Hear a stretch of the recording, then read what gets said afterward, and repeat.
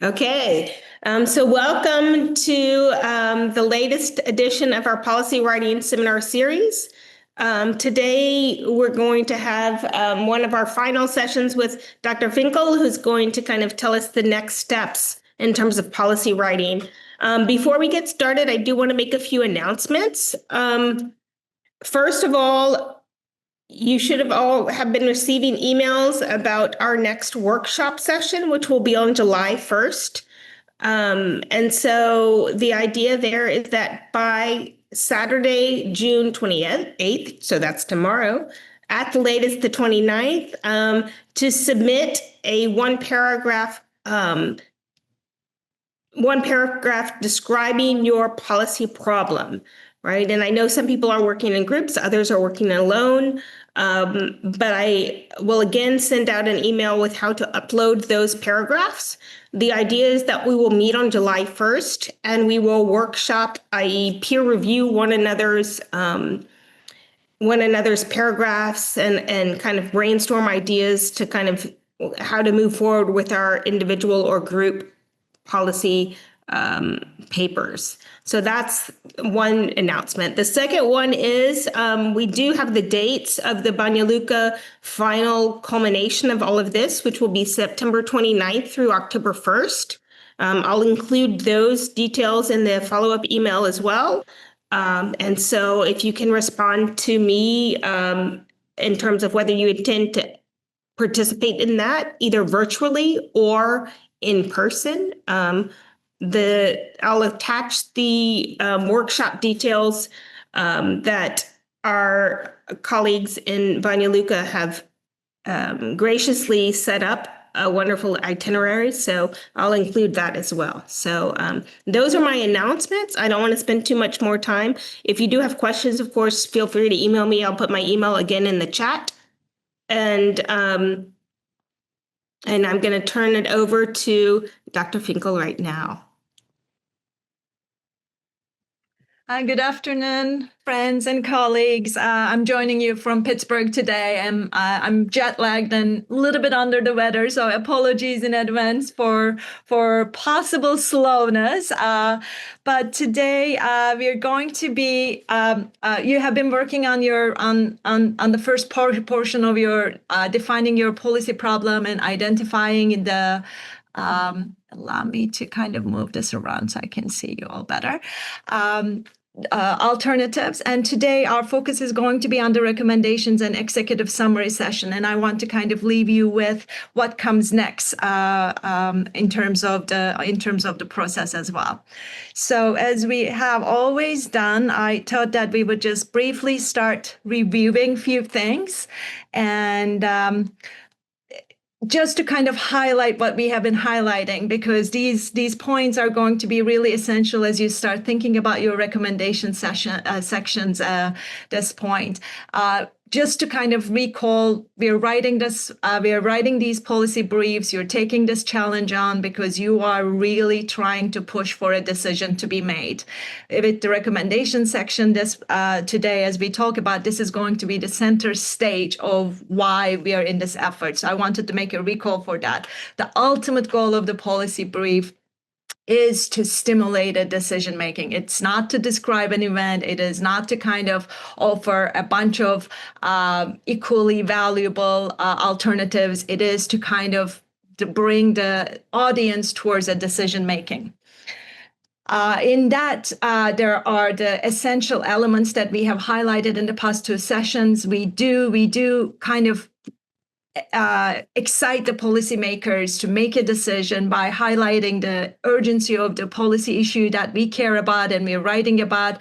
We do that by using data and evidence and using an analytical approach, not descriptive. And then we focus on meaning and methods. This third point is essential, especially as we start drafting the recommendation sections. And then we really having identified a problem, we're not leaving the audience at the problem stage. We're guiding them towards the possible solution and today of the most viable option. It is so our policy briefs and our recommendations are always solution oriented and they're prescriptive. So as we went through this, you're going to recall the very first session, we talked about the body parts of the policy brief. We said you have to have a title and executive summary, which will come last. That's going to be our last discussion today. In the past month, you have been working on the problem and policy definition and the policy alternatives. And then today we're going to find ways to guide that session, that process towards the recommended courses of action. As you did work on it, and what I hear from Erica this morning, maybe you are still working on the body part. I want to kind of highlight a few portions for you. In the session, that section that comes before the recommendations, our job in the writing of the policy brief is to kind of identify what is the issue at stake, right? What is the problem at stake? What are the contours of the problem, right? What brings this problem to the forefront with the urgency?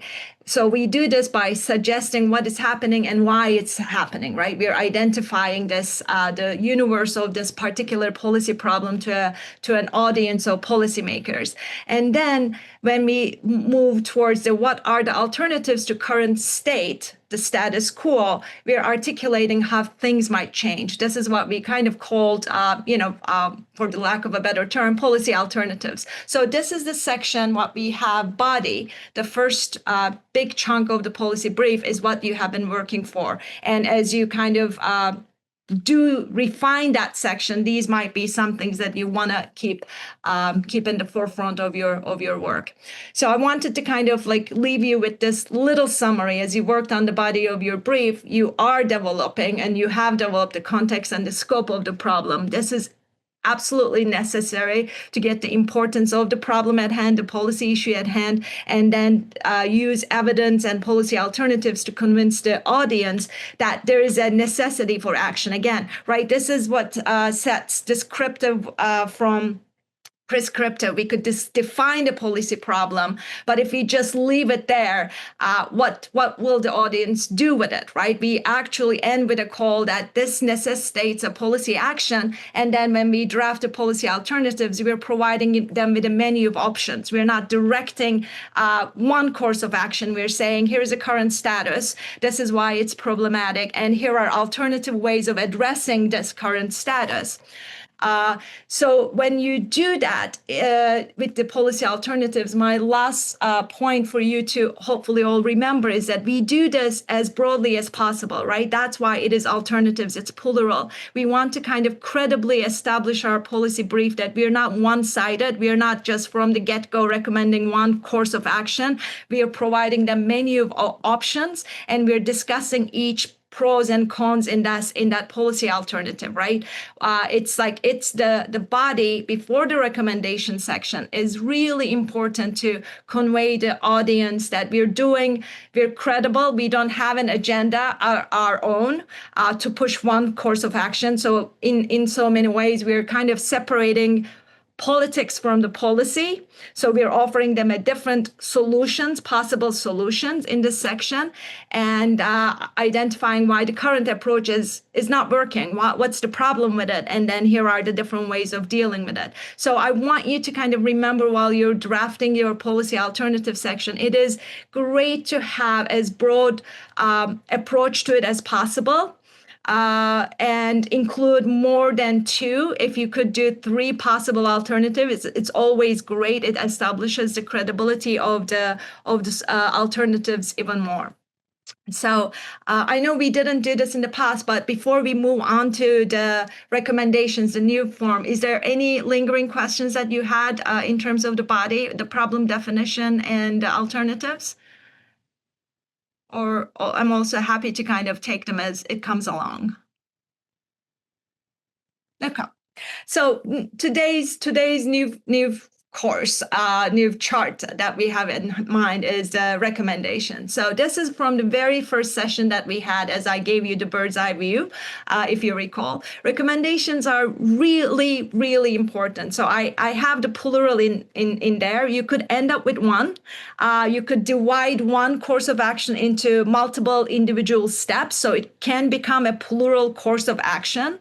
You could have, if you had your policy alternatives, if you had 5 ways ways of fixing a public school system, for example, in your recommendation, you may come down to two most essential ones, and they need to go hand in hand. So it could be a singular course of action.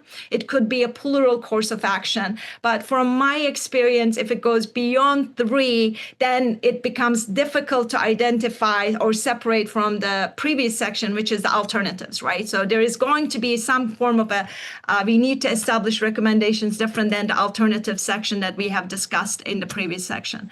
So in this section, we're avoiding being descriptive. We are trying to make sure that this section is the call to action. When a policymaker or groups of them read the recommendation section, they know what to do, but here is the key. They also know how to do.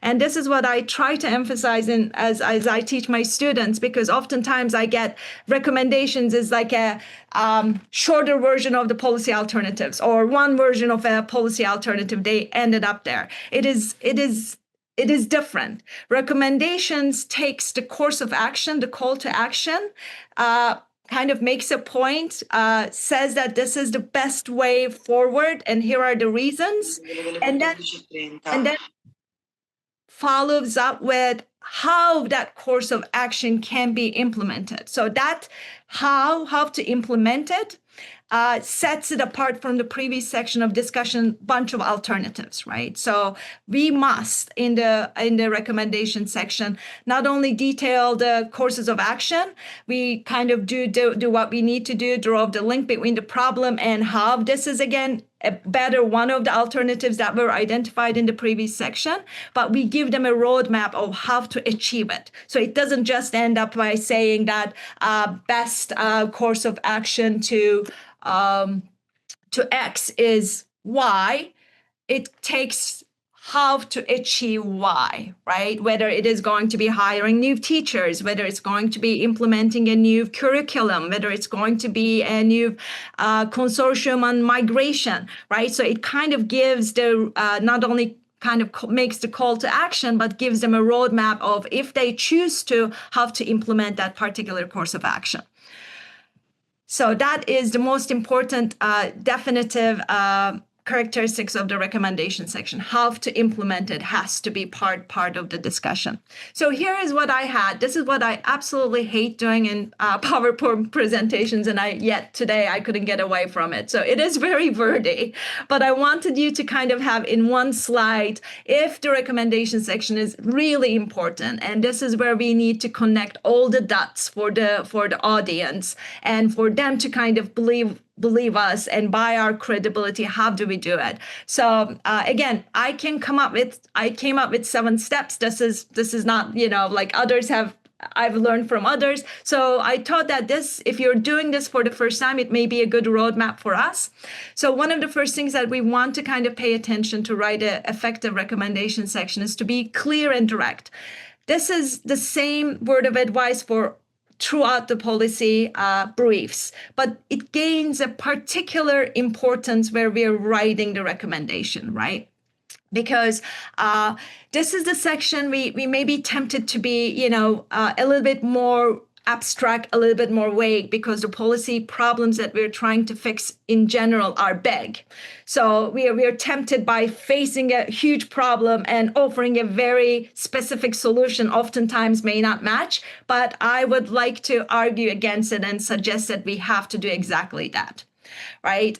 So, for example, we need to kind of we need to use very concise, very direct, and very assertive language from the get-go.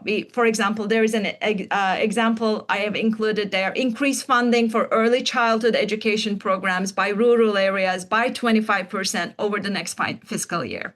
Right. It in some ways it doesn't get any more direct than that. It has a percentage that is necessary. It doesn't say in the near future. It says within one fiscal year we must do that, and it has to be in the rural areas that a policymaker who is in charge of this kind of a program would immediately know, right? One rural district versus another district. So it doesn't just say we must increase. We may pay more attention to early childhood education programs, even though the gist is the same. it takes it away one more step and it says, what does it mean in this context to pay more attention? It means to spend 25% more of the budget in these specific areas. Right. So the second point is being actionable is exactly what I was trying to highlight before. Like this is the implementation piece, right? It doesn't just say do this, but it kind of takes it away. How? For example, how should this 25% be spent on? Where should it be spent on to have the intended impact? So each recommendation that we write should be specific enough to be implemented.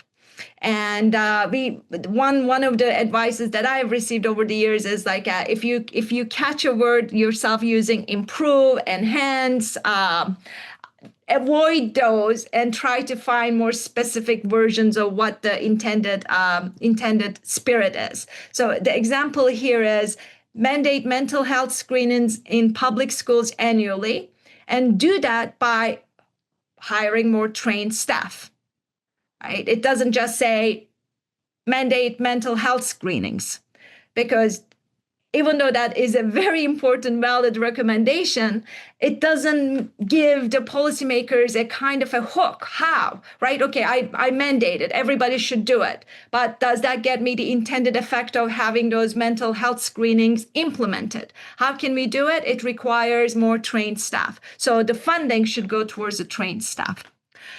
The third point is, especially if you have more than one recommendation, we are asked to provide them in the order of prioritization. What is the most essential one, and move towards it. Another way to think about is there, as I included here, is immediately needs to be done. In the medium term, this needs to be the secondary, and then the long-term strategies. But you could just like think of them, if it's not the terms that you are considering, it could be the priorities, right? So again, the idea is here to leave the policymaker. They may just buy into our problematization. They may like our suggestion and the direction, but they may not have enough funds. They may not have enough political support behind them to do all. They would want to know what would be one thing they could possibly do, and that one thing has to be our first one in the list order of the recommendations.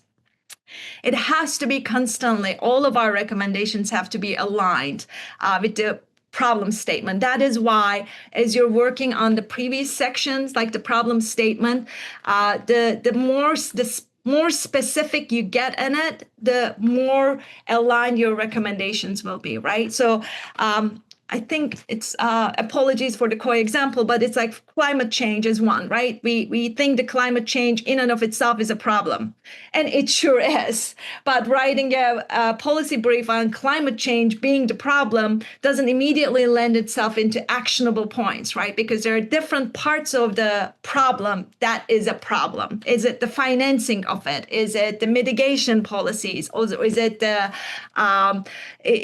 government's approach? Is it the civic education about climate change, right? So the more you can actually specify your problem at the onset in the previous section, your recommendations then should stick to that specifics of the problem that you have identified. In other words, you have done a great job in identifying what is the one particular issue about the migration right now in Southern Europe.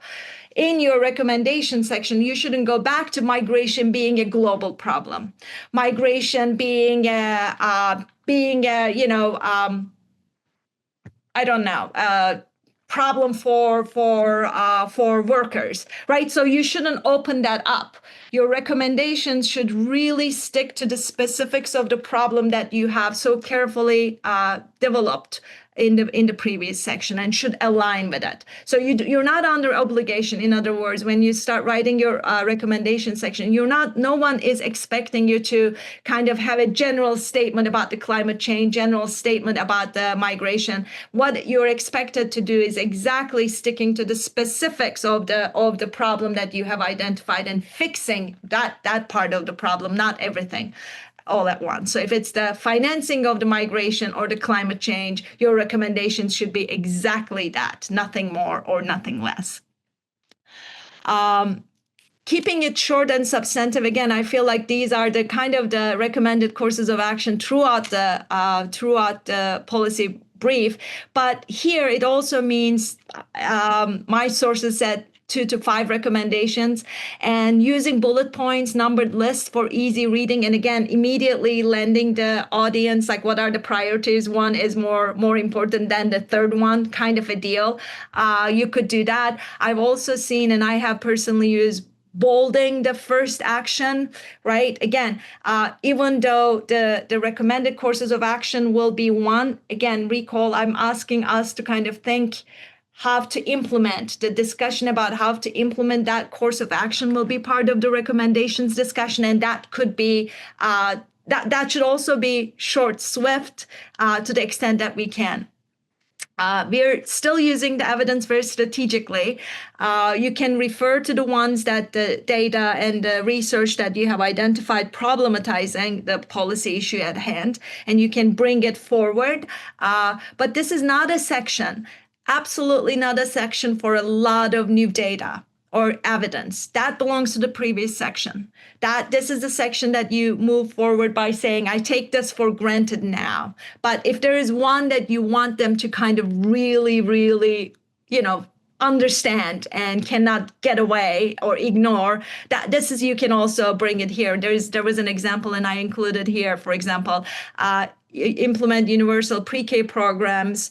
Studies show $7 return for every $1 invested in early childhood education. So this is a very, very strong support for the recommendation that you're making. So if you have one data point that does it for you, feel free to bring it up with that specific recommendation, right? You're making them recall. They may have, overlooked it, even though it was part of your initial discussion. So if there is one or two of such important data points, feel free to bring them up. But in general, this is where you want to kind of think about different than the academic papers that we write. This is the section. The point is not about methods. It's not about how you arrived at this particular recommendation. The point in this section is, here is a recommended course of action and how we implement it, right? The credibility of you suggesting it is already built in the earlier sections, because you have offered multiple options in the viable policy alternatives. You didn't say, oh, this is the only way to fix climate change. You have given the options. And in this section, when you say the financing is the most essential, crucial problem to move forward, so this is what it is, how we're going to fix the financing, you do not necessarily rehash how you arrived at. We need to believe you that the methods that led you to that decision is part of it, and you're not under obligation of prove yourself again, right? So that's a bit rather different than how I think we generally think about academic papers. And then I think the last point goes along with the prioritization point that we made earlier. It is not a wish list. It is not like what we wish everybody would do if we really are going to fix the climate change. We all have the wish list. This is where we actually edit ourselves and we go back to what is feasible.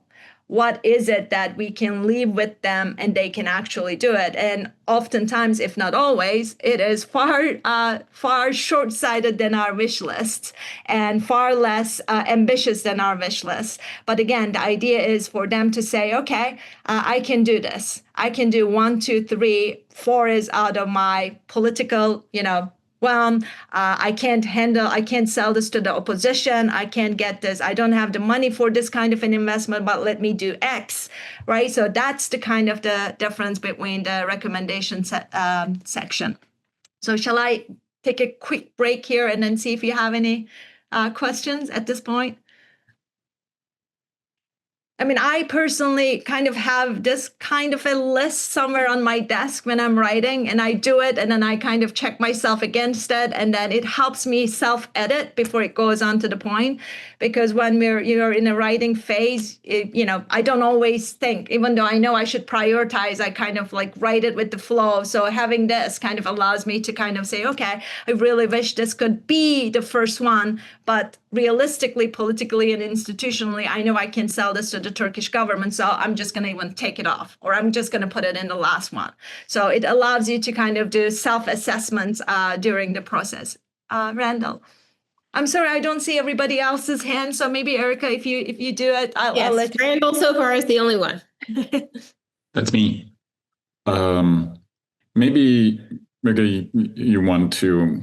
Maybe this isn't the right time to ask it, but I'm wondering about the nature of evidence and how you provide that, and if that's being punctual and statement oriented, or if it is also using footnotes, or do you have any advice there? Yeah, it's like absolutely. So first of all, the most important evidence comes with the problematization, which is the previous section. Right? Why is this policy a problem? So we do that a little bit again differently than we would have done in academic papers, right? We just say, here is the problem and this is the problem. Like the financing is like out of reach for many middle income countries. So if that's the case, climate change efforts are not going to be realized, right? So that kind of does it. So how we do it is we kind of like find evidence how that does it. It's just like a single statement that financing is out of reach. So you would just say for 65% of the middle income countries, climate change financing averages 35% of their budget, right? I'm entirely making these numbers up. So, but that is the kind of evidence that we would bring it into the policy briefs, right? So we kind of average it out, we kind of bring things forward, and then we can say, here is the IMF report, here is what it is. But we don't generally do footnotes. The more common version of using these kind of evidence and citing is the end notes. It goes to the end. And sometimes it's like a one general report that the World Bank may have published on climate change, or OECD had it. So we just kind of put it out there for further reading to kind of support it. So we do evidence selectively, and that's probably the hardest thing for an academic to wrap their heads around, right? It's we're not setting it the stage, but we're doing the top down. Here is what I say it is, right? And then that's the credibility piece. The policymakers will have to take our word. We don't have time to establish our credibility by different sources and et cetera, et cetera. Does that help? It's so, but it is like the more of this kind of evidence comes with the problematization, right? The previous, like the context of the policy problem, and why is it not working, right? That's where we need the numbers, we need the arguments, and then when we say there are different alternatives, then again we need evidence to those alternatives being realistic, right? We can say some of the countries are doing X, right? Some of the countries are doing Y, or this group of people need this kind of investment. So that's the alternatives, like include our evidence. So when we come to the recommendation section, it's kind of the case is made for us, if you will. Yeah, that makes a lot of sense. I was looking at a statement, or like the statement you have in italics. A return of $7 for every $1 on invested childhood education is a good example. Then there's not this is a slide, but you don't need an end note there that says see study by X, Y, and Z. That's something that's being asserted. Right. You could have that in a bibliography as further reading or something like that. That's excellent. That's an excellent example. I would only leave it here alone here if I had already cited in the previous problematization section, right? I'm assuming that during the policy alternatives, one of the things that came up is that those who invested in pre-K had got a lot of, returns to their investment. And that citation belongs to the problematization. Here on the recommendation section, I'm just reusing the same citation. But again, in that case, we don't see the C study. I don't know why. I can't explain it. I can't justify it. But the policymakers, like when they see studies, reference to the studies, they're kind of, I don't know. There's like, I was told not to do studies. So it's just like reports putting out their citation, right? EU Study Center report 2025 will get them to it. So Nico has a follow-up question. Yes, essentially asking, what about naming a essentially best practice example for policy? For example, where policymakers have been able to resolve complex budgetary issues or use a certain legal instrument that would not necessarily appear in the body, right? And could be linked here, or would you also put that in the body?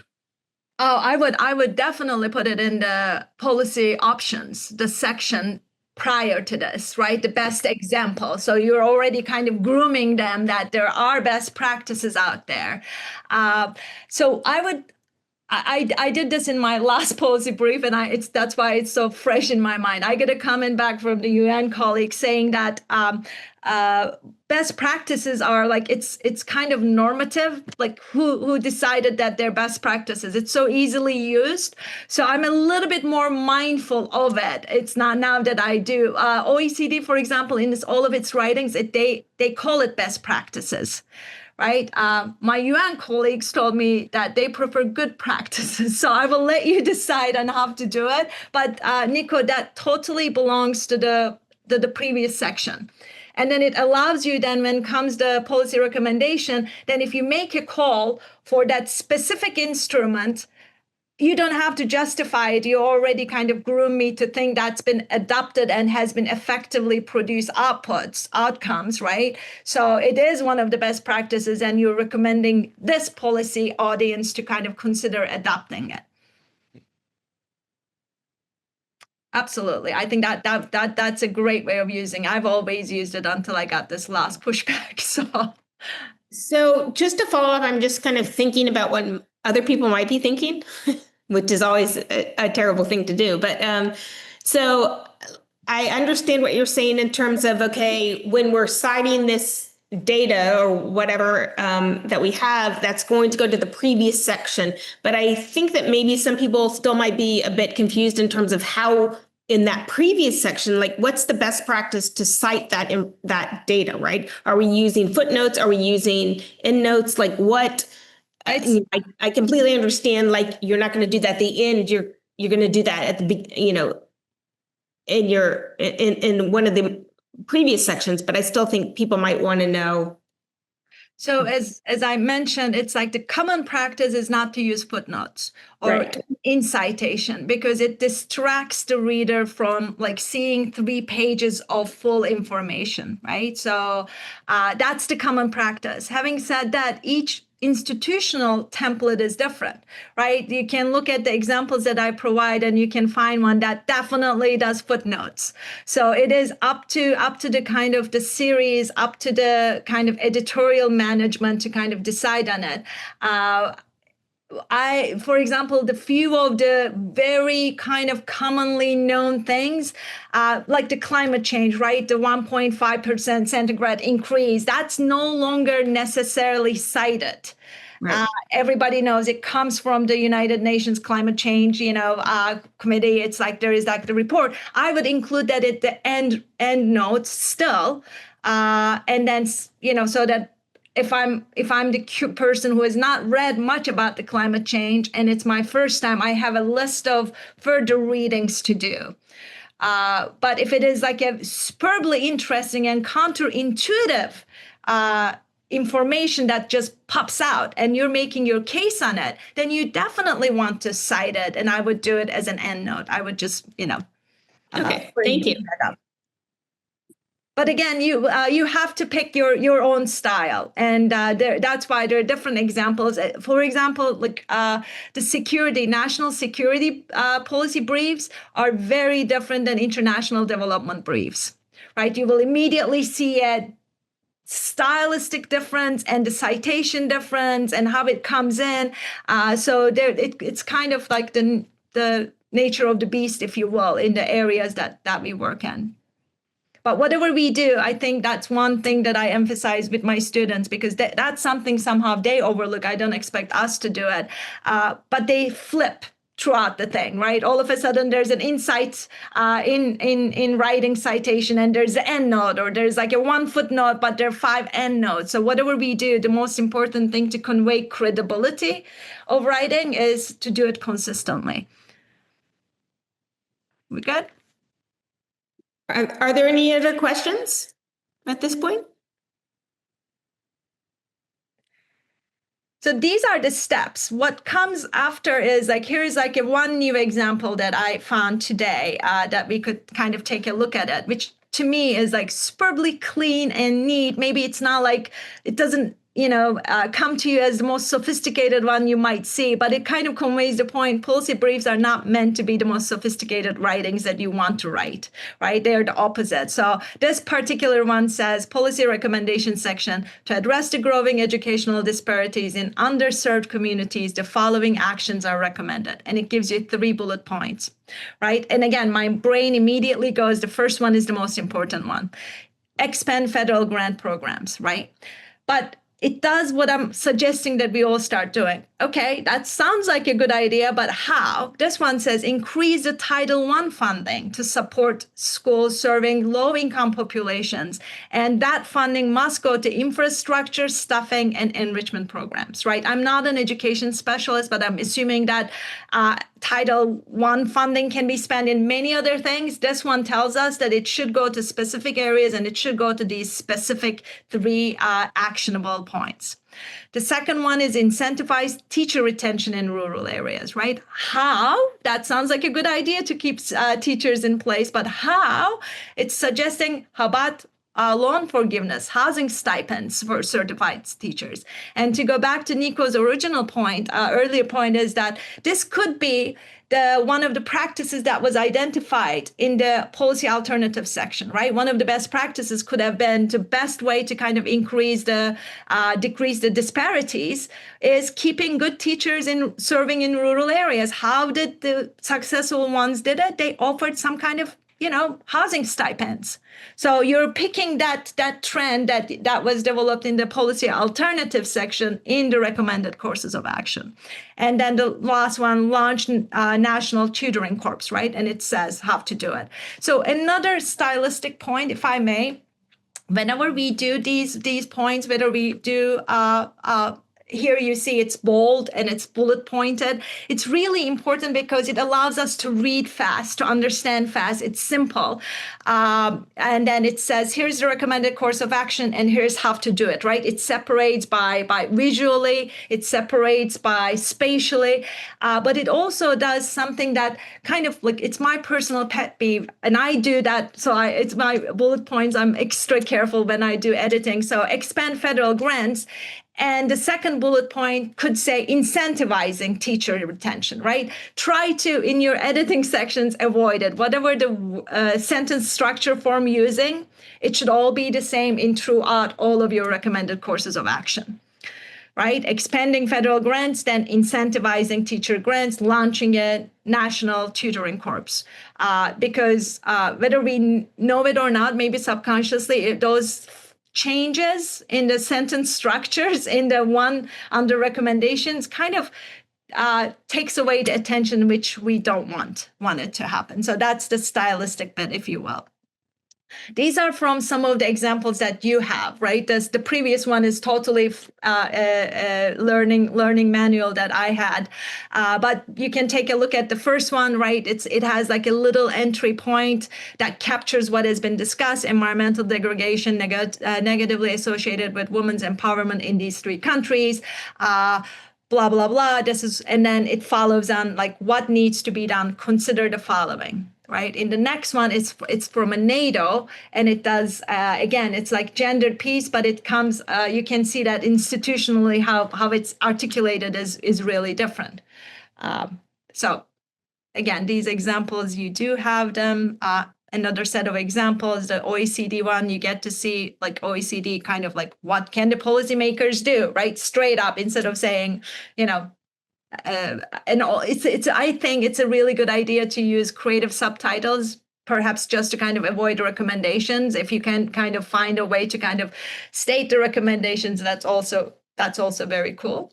And then the one on the right is again from a different policy brief. You have the full briefs in your resources that you can see how the previous sections of these briefs were developed, but these are how they have articulated and listed. So recommendations, are we kind of set? Randall? Just going back, Müge, to the examples you just showed us, I appreciate that. They are variously legible, though. And I'm wondering if you have any thoughts. Looking here, for instance, right now, there are, on the left side that I'm looking at, there are multiple recommendations, easily read, in fact, because there's short sentences, but confusing because there's a lot of them. Whereas on the right, there's 3, but the text is long. And so keeping in mind what you're pointing to for us is this is something that should be succinct and clear. I'm wondering if you have any immediate comments to give on which, for instance, if I handed these 2 in to you and had written them, would you dock me on points, or would you say, no, that's good because?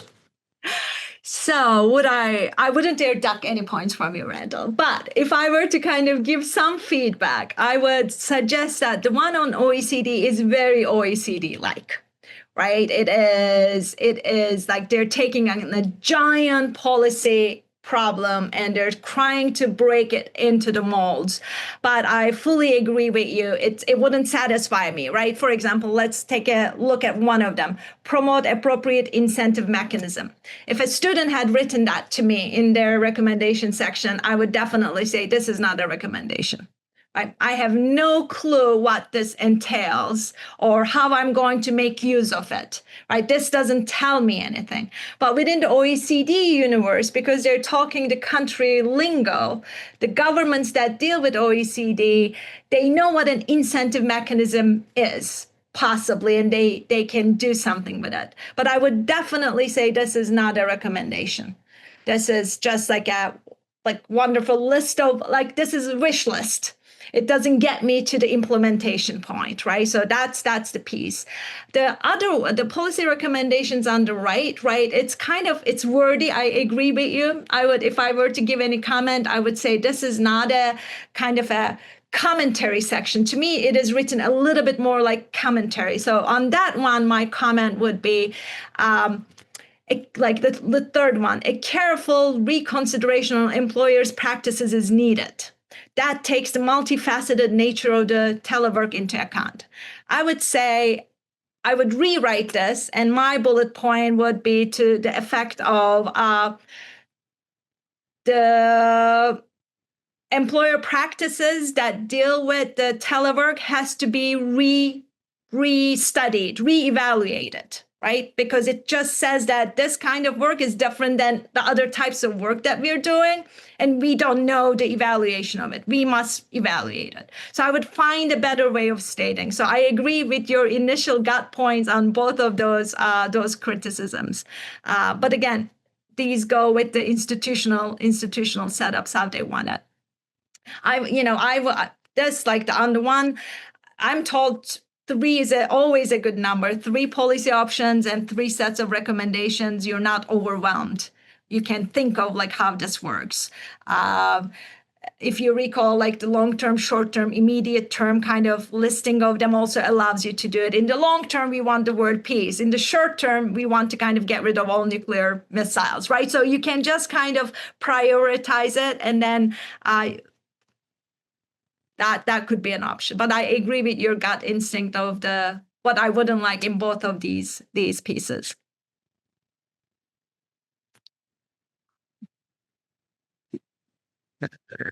Okay, so the next piece is the title and the executive summary. As you have noticed, we're just kind of topsy-turvy, right?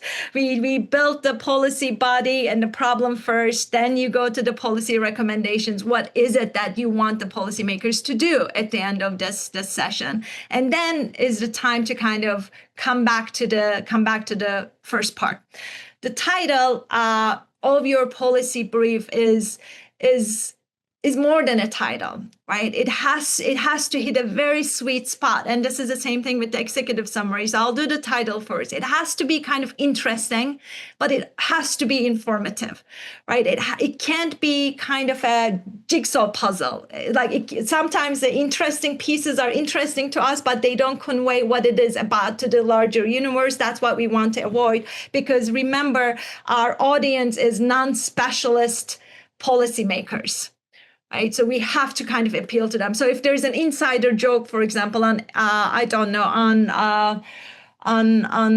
education policy, the generalist might not know it. So it could be a punchy, funny title, but it wouldn't be an informative title, and we don't want it. We don't want people to kind of read the title and say, I don't get this, and then not read it. So we want the opposite. So we want short, informative, we want the relevant, we want them to kind of sense that this is urgent. Like, I get this. This is some kind of an important, relevant, timely topic I want to kind of read.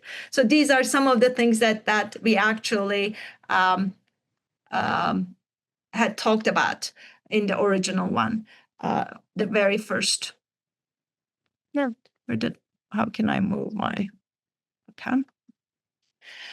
Executive summary is similar, but if you were to kind of think what is the most important piece, because it comes right under the title. So even if you kind of, let's assume I messed up my title, it's not as good as it could have been. If my executive summary is as good, I will still have them convince the readers to read. So the most important purpose of the executive summary is to convince the reader to read the next 3 to 5 pages, right? And we do that by kind of writing and rewriting and rewriting and rewriting until it is absolutely the perfect face, because that's where every other mistake is hidden perfectly. If the executive summary is good, then we can get away with some of the less perfect parts of our policy brief. We write it last, so after you have done your body, if you have done your recommendations, you can mull over your title, but you write your executive summary last. It is generally one big paragraph or two short paragraphs. It can include your bullet points of your recommendations, right? It can be some kind of a different format. It's not like what Randall was pointing out in the earlier example. It's not kind of a conversational piece. It is very authoritative. It is very succinct. It is short sentence structures, and it just does what we need them to do. Get it fast so that they can be interested enough to read the last. So I included here a less conventional one. So you see that European Commission is that they have highlights section, and you see how they do. There is no warm-up session, right? They kind of took the problematization. The first section that you're then going to write in at length is their first bullet point. And they have the second piece. And then the third piece is what can be done about it, right? Kind of the alternatives.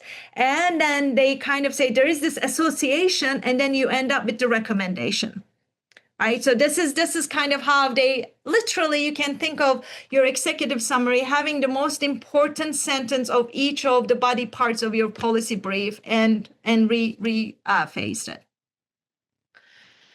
I mentioned this before. It includes, I will show you a little bit in detail. Let's do that, and then we can come back. Again, to do this effectively, excuse me, I'm told that we need to,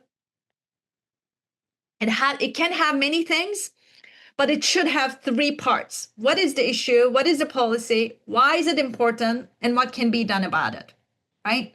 So those are the heart and the soul of the executive summary. So you do the problem statement. The standard advice is we do 1-2 sentences on the core issue and the challenge. And again, I tell my students that you can actually use the very same sentence. If you think you had the best sentence in your problem definition, you can use the very same best sentence in your executive summary, right? You can just like copy and paste and it becomes a part of your executive summary. It has to be immediately policy relevant. This is not a warm-up session, right? You go to the heart of it. What is the policy in issue and why is it urgent, urgent, urgent? So those two things has to be upfront and central. The example that I found is like, despite rising educational spending, literacy rates among rural children remain 30% below the national average, right? I have established this to the policy audience that there is a huge growing disparity among the literacy rates between urban and rural schools. So that's the policy problem. Why is it important? Because from literacy gap, then you go into economic development, poverty, it expands. It's like a, self-fulfilling prophecy, if you will. And then the third one is optional here. Briefly summarize major data points of analysis, right? Remember that, for example, the $7 for $1 investment, Randall, that you pointed out, that I would have it in my executive summary. But I may not have many other things, right? Because that is such an essential one sentence that does everything else I want it to be done in wording perfectly and evidentiary.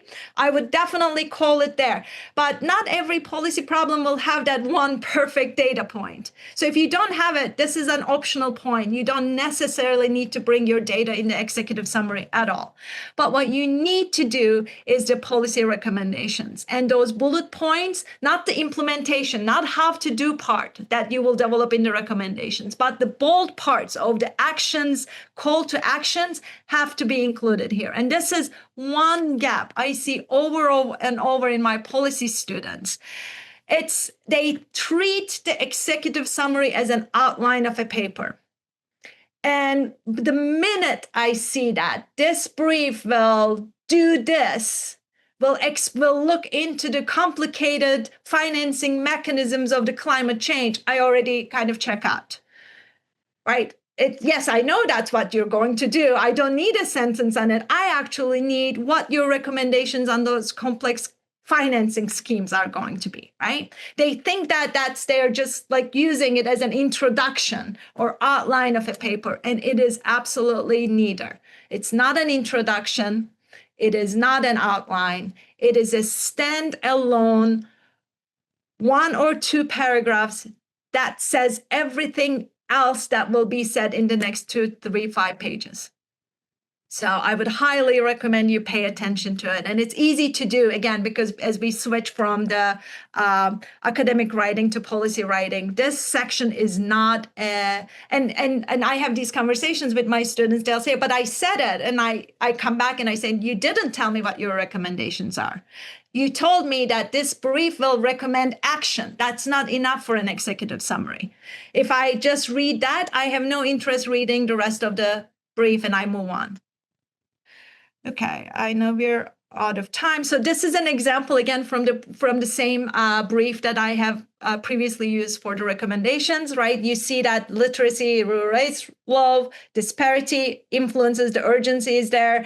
Evidence shows this policy brief recommends increasing federal support to rural education, implementing financial incentives to like the very same bullet points. Now it's here. You could do this as like sentencing. I made that word up right now, using it in a sentence, or you can just use bullet points, right? You could just like in your stylistically, if the rest of your brief is using bullet points here, you can also say this policy brief has 3 recommendations, boom, boom, boom.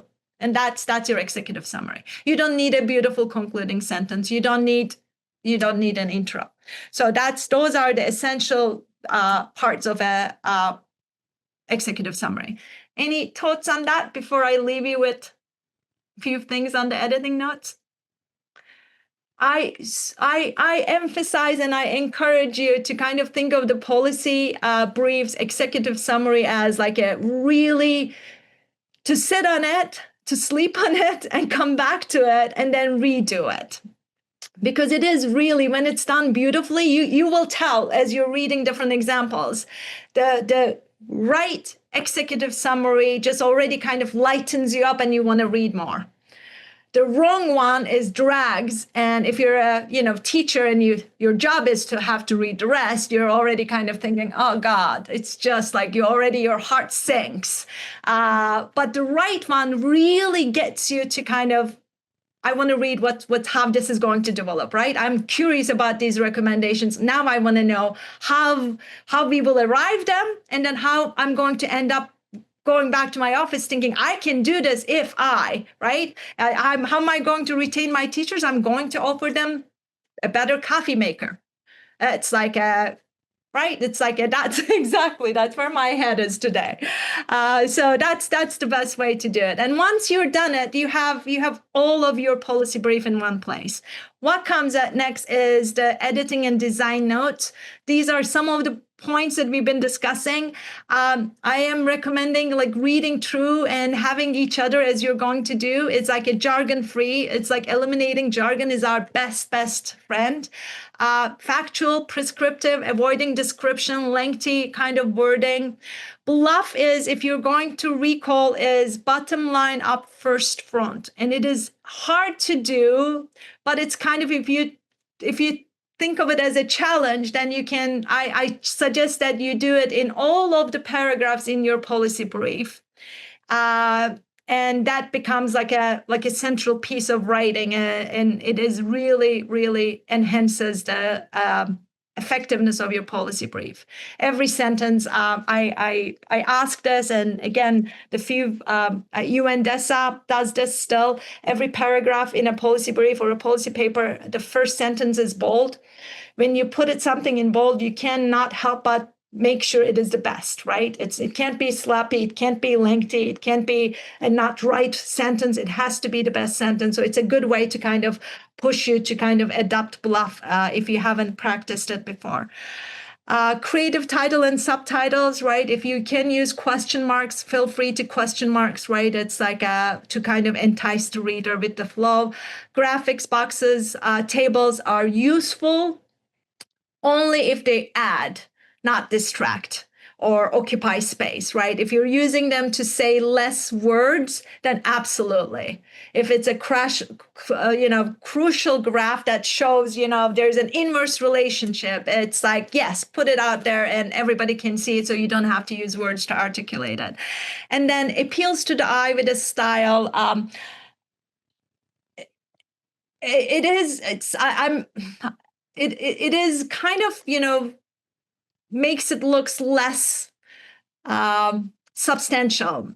It is not. It is simply, if it is cleanly designed policy brief, will be read more. And I think that's the last piece that I want to kind of remind you. The way that the policy briefs, it won't get us tenure, but if we're writing them to affect change, a course of action, then they need to be read. Right. So that effect won't happen if it's not widely read, widely understood, and widely discussed. And in order to be widely read, they have to be interesting, relevant, short. They have to be neatly organized and bring in the important facts. And they have to have a design, right? It's like if it's like a bunch of words after that, your brain will not kind of separate it. So our job as the authors of the policy brief is to kind of design them, insert necessary breaks so that the reader will have the reader will read, and they will kind of come out by following what we needed. So that's what I mean in terms of appealing to the eye and style, that it will be some 3-5 pages that you want to read it. It's on your desk and you want to read it. And that comes with a little bit of writing style and organization as well. So that was me for today. Any reactions, any questions? I'm happy to take them. I added the good luck here just for this because now it is really in on your desks and on your computers, and you're building it. Yes. So any final questions from Müge? Well, I wanted to take this opportunity to thank her for several insightful sessions with us to get us out of academic writing and into policy writing. And yes, it's been very helpful, I know, to those who are on, but also those who are able to watch at a later date. So thank you so much. Thank you. I appreciate it. And, just if you have a team member to kind of bounce ideas, it's always a great one. If you're writing individually, again, for me, the best bribe is a cup of coffee. I'm sure you have those colleagues around you. So if I think it's a really good test to kind of see if the reader is getting what you're trying to say. And if they're not getting it, then you have some more work to refine it. That's all we want the feedback to help us to do. Yes. And just kind of in terms of next steps, again, I said that's at the beginning of the session, but just to repeat it, I will be sending out a follow-up email right after this session that has the next steps in terms of that initial paragraph describing the policy problem that you're going to tackle or you and your group are going to tackle. Ideally, this would be submitted again to the Google Doc or the Google page by tomorrow, maybe Sunday at the latest. And then we'll have a session on Tuesday, July 1st to workshop those initial paragraphs. And there'll be more details about that. I'll also send out information about the session in Banja Luka, which will be our concluding session where we'll kind of present our final product. And then in the interim, there will be other workshop sessions for us to provide feedback to one another about the various steps that Müge has, articulated in her various sessions. So, but for the initial email today, it will say what's the next step. Tomorrow, it will have the slides from today. We'll have to wait at least until tomorrow for the actual recording of today's session, but it will be available tomorrow for those. You can forward it on to those who were not able to attend today. But I want to thank all of you for attending today, and again to thank Müge for a wonderful session. Thank you. See you, everyone. Thank you. Bye. Thank you. Thank you.